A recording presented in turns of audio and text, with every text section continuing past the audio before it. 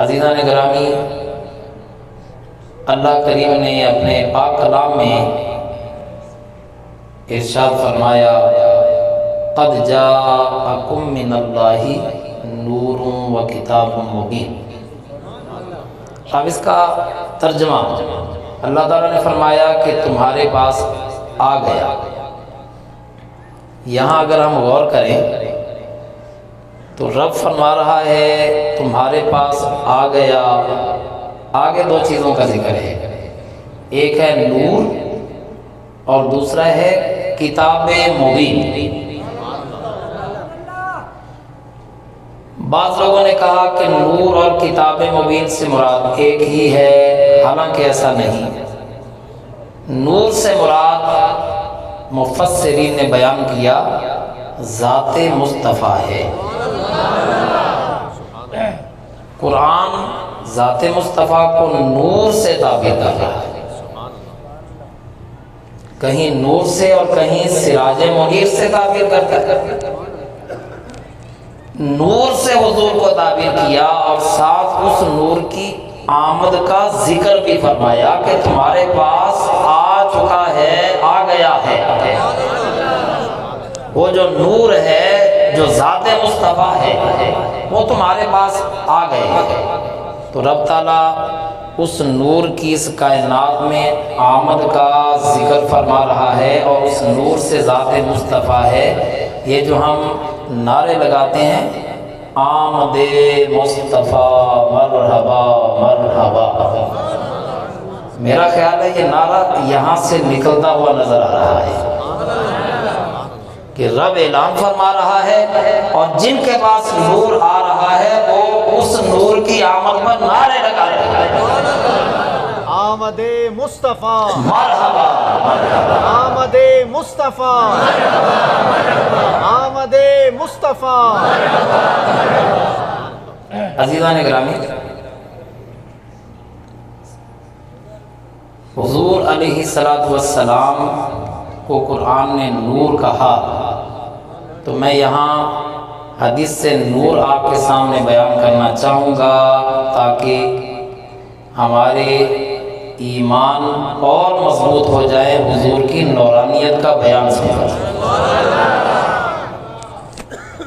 حضور علیہ السلام نور ہیں، یہ اہل سنت کا عقیدہ ہے۔ فقط نور نہیں بلکہ افضل النور ہے۔ اللہ نے جتنے نور پیدا فرمائے ان میں ایک خاص نور اللہ نے اپنے محبوب کا پیدا فرمایا۔ یہ جو خاص نور تھا یہ باقی سارے نوروں سے افضل ہے، یہ اہل سنت کا عقیدہ ہے۔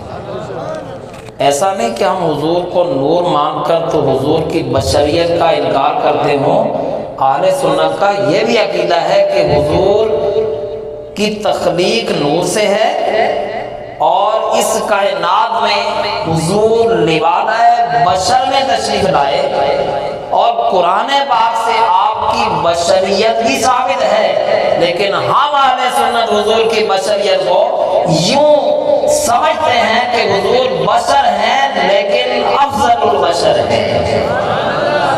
جتنے اس کائنات میں بشر ہیں سب سے حضور افضل ہے۔ حضور علیہ السلام اول بھی ہیں آخر بھی ہیں۔ علامہ اقبال نے اسی بات کو بیان کیا، نگاہ عشق و مستی میں وہی اول وہی آخر، وہی قرآن وہی فرقان وہی یاسین وہی طٰہٰ۔ اب حضور کیسے اول ہے؟ یہاں حدیث نور، علامہ عبد الرزاق نے حدیث نور کو بڑی تفصیل سے بیان فرمایا ہے۔ یہ وہ محدث ہیں جن سے امام بخاری نے بھی روایات کی ہیں، اور امام بخاری کے یہ دادا استاد ہیں، اور کائنات میں سب سے پہلی حدیث کی کتاب لکھنے والے علامہ عبد الرزاق ہیں جنہوں نے حدیث نور ذکر کی ہے۔ بڑے سکہ محدث جن سے بڑے بڑے محدثین نے احادیث لی ہیں، ان کی سکاہت پر کوئی شک نہیں۔ وہ بیان کرتے ہیں کہ انہوں نے روایت کی معمر سے اور انہوں نے ابن منقدر سے اور انہوں نے حضرت سیدنا جابر رضی اللہ تعالیٰ عنہ سے یہ روایت کی۔ یہ ہے اس حدیث نور کی سند۔ حضرت جابر رضی اللہ تعالیٰ عنہ بارگاہ مصطفیٰ میں حاضر ہوئے، عرض کی حضور سب سے پہلے اللہ نے کس چیز کو پیدا فرمایا؟ سب سے پہلے کس کو پیدا کیا؟ یہ ہے سوال۔ اب حضور نے ایسا نہیں فرمایا کہ اللہ جانے اللہ نے کس کو پیدا کیا۔ حضور نے اس سوال کا جواب دیا، اور حضور کا سارا جواب سننے کے بعد یہ بات ثابت ہو جائے گی کہ اللہ نے اپنے محبوب کو ایسا علم دیا ہے، ایسا علم، اور اتنا علم دیا ہے کہ اتنا علم اللہ نے اس کائنات میں حضور کے علاوہ کسی کو عطا نہیں فرمایا جتنا اپنے محبوب کو عطا فرمایا ہے۔ اب حضور بیان فرما رہے ہیں کہ اللہ نے سب سے پہلے کس چیز کو پیدا فرمایا؟ سألت رسول اللہ صلی اللہ علیہ وسلم عن اول خلق، حضرت جابر سوال کر رہے ہیں حضور سے اول خلق کا، کہ کس چیز کو اللہ نے سب سے پہلے پیدا فرمایا؟ حضور نے فرمایا فقالا ہوا نور نبی کا یا جابر، اے جابر سب سے پہلے اللہ نے تیرے نبی کے نور کو پیدا فرمایا۔ عزیزان گرامی، بڑی توجہ کے ساتھ سننی ہے۔ یا رسول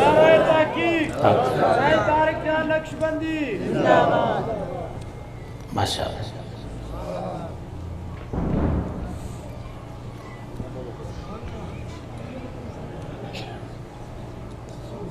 عزیزان گرامی، حضور علیہ السلام نے فرمایا اے جابر سب سے پہلے اللہ نے تیرے نبی کے نور کو پیدا فرمایا،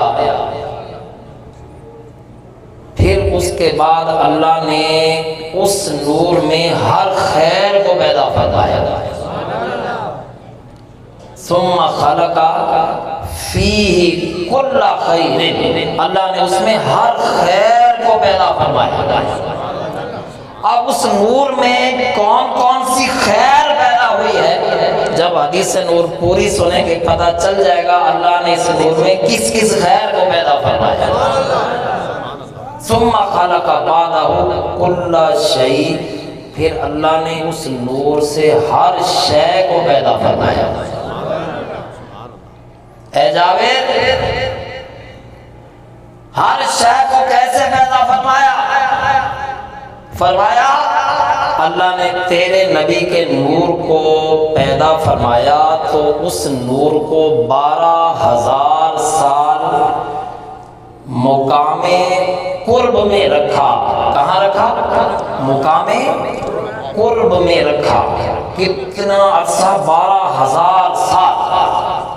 پھر اللہ نے اس کے 4 حصے فرمائے۔ ایک حصے سے اللہ تعالیٰ نے عرش پیدا فرمایا۔ جو لفظ سنیں پرجوش ہو کر سبحان اللہ بولیں اور اس بات کا اظہار کریں کہ آپ اپنے نبی کی نورانیت کا بیان بہت ذوق اور شوق سے سن رہے ہیں۔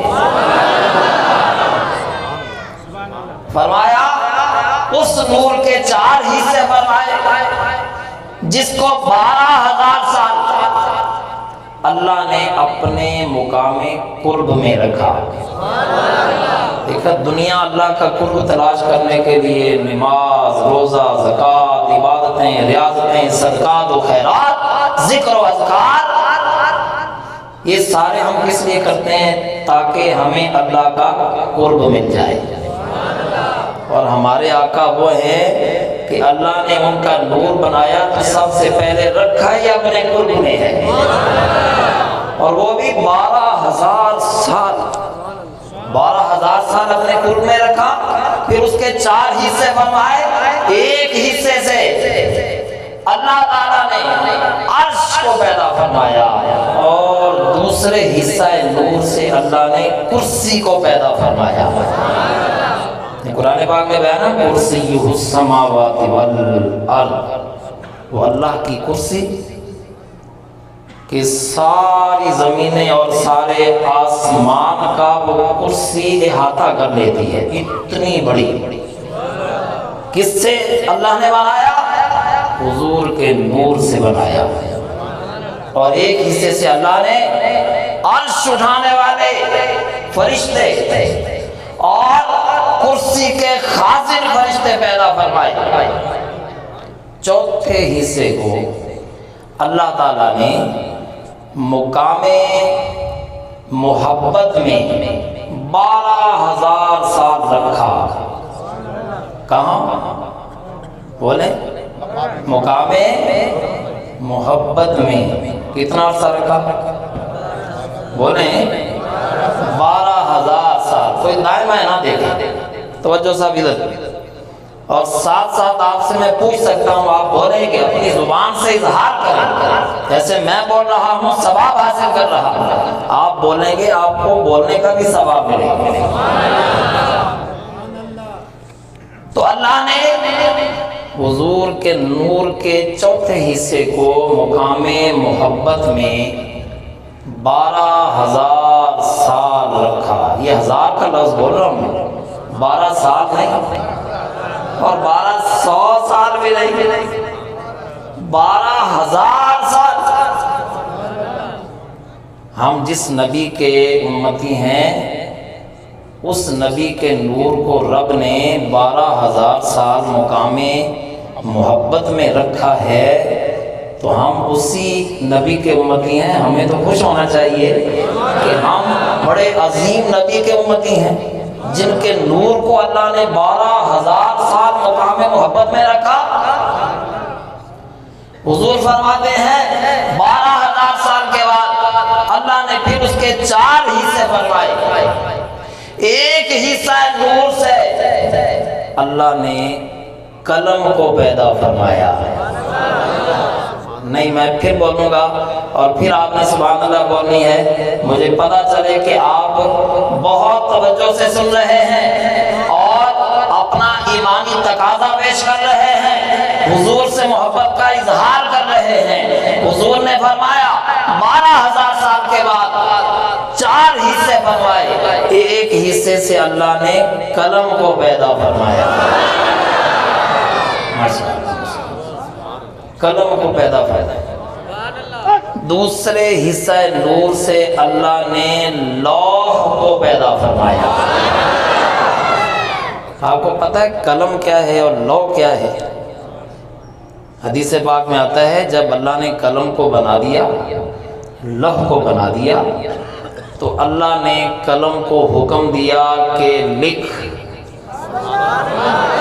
اس نے لکھنا شروع کیا کس کے اوپر؟ لوح پر۔ یہ لوح کا معنی ہے تختی۔ اللہ جانے وہ کتنی بڑی تختی ہے اور اللہ جانے وہ کتنا بڑا قلم ہے، اور پھر اس قلم نے جو لکھنا شروع کیا، حضور فرماتے ہیں اس قلم نے ابتدائے آفرینش سے لے کر، ابتدا سے لے کر اس کائنات کے انتہا اور جنت اور دوزخ میں لوگوں کے جانے تک کے سارے احوال قلم نے لوح کے اوپر لکھ دیے۔ جتنے انسانوں نے کائنات میں آنا تھا، کس کا کیا نام ہوگا، کس نے کب آنا ہے، کتنی عمر لے کر آنا ہے، کتنا رزق اسے ملنا ہے، وہ خوش وقت ہوگا یا بدبخت ہوگا، اس کا انجام کیسا ہوگا، عمر کیسا ہوگا، یہ سب تقدیر کا حصہ ہے۔ وہ ساری تقدیر قلم نے لوح کے اوپر اللہ کے امر سے لکھ دی، اور لوح کے اوپر سارے انسانوں کی تقدیریں آ گئیں، اور لوح کے اوپر جب سارے انسانوں کی تقدیریں آ گئیں، سارے انسانوں کا علم آ گیا، اور وہ لوح اللہ نے قرآن میں اور قرآن سینہ مصطفیٰ میں رکھ دیا۔ وہ لو کہاں؟ قرآن میں، اور قرآن کہاں؟ سینہ مصطفیٰ میں۔ یہ پتہ ہے آپ کو کہ لوح کا علم کہاں ہے؟ قرآن میں، اور قرآن کہاں ہے؟ پھر سینہ مصطفیٰ میں کتنا کوئی علم آ گیا، کوئی بات رہ گئی پیچھے؟ پھر بھی کوئی کہے کہ حضور کو دیوار کے پیچھے کا علم نہیں، پھر بھی کوئی کہے کہ حضور سے شیطان کا علم زیادہ ہے، ایسا اگر کوئی کہے تو وہ نادان اور بے وقوف ہوگا، حقائق سے دور ہوگا، اس کو پھر حقیقت کا پتہ ہی نہیں ہے۔ حضور نے فرمایا ایک حصے سے قلم، دوسرے حصے سے لوح، اور تیسرے حصے سے اللہ نے جنت کو پیدا فرمایا۔ یہ جنت اور جنت کی ساری نعمتیں حضور کے نور سے پیدا ہوئی۔ چوتھے حصہ رحمت کو حضور فرما رہے ہیں کہ اے جابر، اللہ نے 12,000 سال مقام خوف میں رکھا۔ کہاں رکھا؟ مقام خوف میں 12,000 سال۔ پھر اس کے بعد حضور نے فرمایا اس نور کے 4 حصے فرمائے، ایک حصے کے ساتھ اللہ تعالیٰ نے فرشتوں کو پیدا فرمایا۔ یہ تمام فرشتے کس سے پیدا ہوئے؟ نور مصطفیٰ سے پیدا ہوئے۔ اور ایک حصے سے اللہ نے سورج کو پیدا فرمایا۔ سورج کس سے پیدا ہوا؟ نور مصطفیٰ سے پیدا ہوا۔ اور تیسرے حصہ نور سے حضور نے فرمایا اللہ تعالیٰ نے چاند اور ستاروں کو پیدا فرمایا۔ تو یہ چاند اور ستارے کس سے پیدا ہوئے؟ ہمارے آقا کے نور سے پیدا ہوئے۔ یہ جو ستارے چمکتے ہیں نا، اور سورج چمکتا ہے اور چاند چمکتا ہے، یہ اپنی چمک کے ساتھ نہیں چمکتا، یہ چمک حضور کے نور کا فیض ہے۔ بریلی کے تاجور نے اس بات کو یوں بیان کر دیا، چمک تجھ سے پاتے ہیں سب پانے والے، چمک تجھ سے پاتے ہیں سب پانے والے۔ بھئی ہم دیکھتے ہیں چمک سورج کی بہت زیادہ ہے، ہم دیکھتے ہیں چاند کی چمک بہت زیادہ ہے، ہم دیکھتے ہیں ستارے بہت چمکتے ہیں۔ بریلی کے تاجدار کہہ رہے ہیں ان سب کا چمکنا حضور کے نور کے فیض کی وجہ سے ہے، اپنی ان کی چمک نہیں ہے، یہ چمک تو حضور سے انہیں حاصل ہوئی ہے۔ اس لیے ان لفظوں میں بیان کیا، چمک تجھ سے پاتے ہیں سب پانے والے، میرا دل بھی چمکا دے چمکانے والے۔ نعرہ تکبیر، نعرہ رسالت، نعرہ تحقیق، نعرہ حیدری، نعرہ غوثیہ، جشن عید میلاد النبی۔ تو حضور نے فرمایا ایک حصے سے فرشتوں کو، ایک حصے سے سورج کو، اور ایک حصے سے چاند اور ستاروں کو پیدا کیا، اور چوتھے حصہ رحمت کو پھر اللہ نے 12,000 سال مقام رجا میں رکھا۔ رجا امید کو کہتے ہیں، مقام رجا میں رکھا 12,000 سال۔ پھر اس کے بعد اس کے 4 حصے فرمائے، ایک حصے کے ساتھ حضور نے فرمایا اللہ نے ایک حصے کے ساتھ عقل کو پیدا فرمایا، دوسرے حصے کے ساتھ علم اور حکمت کو پیدا فرمایا، تیسرے حصے کے ساتھ عصمت اور توفیق کو پیدا فرمایا۔ پہلے حصے سے کس کو بنایا؟ عقل کو، دوسرے سے علم و حکمت کو، تیسرے سے عصمت اور توفیق کو۔ عزیزان گرامی، پتہ چلا کہ یہ عقل کس سے بنی؟ عقلوں پہ ناز کرنے والے غور کریں ذرا۔ ہاں جی، یہ عقل حضور کے نور سے بنی ہے، اور عقل ہر انسان کو اللہ نے عطا کی ہے۔ ایسے لوگوں کو عقل مند کہا جائے گا جو صاحب عقل ہو کر بھی حضور کی نورانیت کا انکار کر دیں۔ بھئی عقل حضور کے نور سے بنی ہے، اسی عقل سے حضور کے نور کا انکار، یہ بے وقوفی نہیں۔ اعلی حضرت ایسے لوگوں کے لیے کہہ رہے ہیں عقل ہوتی تو خدا سے نہ لڑائی لیتے۔ عقل ہوتی یعنی عقل ہے ان کے پاس، لیکن استعمال صحیح نہیں کر رہے۔ قرآن کافروں کو کہتا ہے کہ وہ بول نہیں سکتے، دیکھ نہیں سکتے، سمجھ نہیں سکتے، حالانکہ ان کے پاس آنکھیں ہیں، زبان ہے، بول بھی سکتے ہیں، دیکھ بھی سکتے ہیں، لیکن قرآن کہتا ہے کہ نہ وہ بول سکتے ہیں نہ وہ دیکھ سکتے ہیں۔ ان کے دیکھنے کا انکار، نفی، ان کے بولنے کی نفی، زبان ہونے کے باوجود۔ تو ایسا کب ہوتا ہے؟ قرآن ایسا نفی کا حکم کیوں لگاتا ہے کہ زبان بھی ہے، بول بھی رہے ہیں، لیکن قرآن کہتا ہے کہ بول نہیں سکتے؟ آنکھیں ہیں، دیکھ بھی رہے ہیں، لیکن قرآن کہتا ہے دیکھ نہیں سکتے۔ تو یہ بولنے اور دیکھنے کی نفی کیوں کی جا رہی ہے؟ اس لیے کی جا رہی ہے کہ وہ زبان کا جو حق تھا استعمال کا، اس طرح اس زبان کا استعمال نہیں کر رہی۔ آنکھوں کا جو حق تھا استعمال کرنے کا، ویسے وہ آنکھوں کا استعمال نہیں کر رہے۔ آنکھ کو حق دیکھنے کے بعد اور زبان کو حق معلوم ہونے کے بعد بیان کرنا چاہیے تھا، لیکن وہ ان کی زبانیں حق بیان نہیں کرتی ہیں، ان کی آنکھیں حق دیکھنے کے باوجود انکار کرتی ہیں۔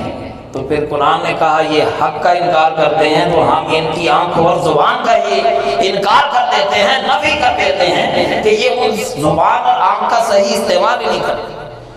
اب عقل بنی حضور کے نور سے، اور ایک عقل والا اٹھ کے کھڑا ہو کے کہتا ہے نہیں جی حضور کا نور نہیں صاف، تو پھر ہم کیا کہیں گے؟ ان کو عقل ہی نہیں ہے۔ ہم کیا کہیں گے؟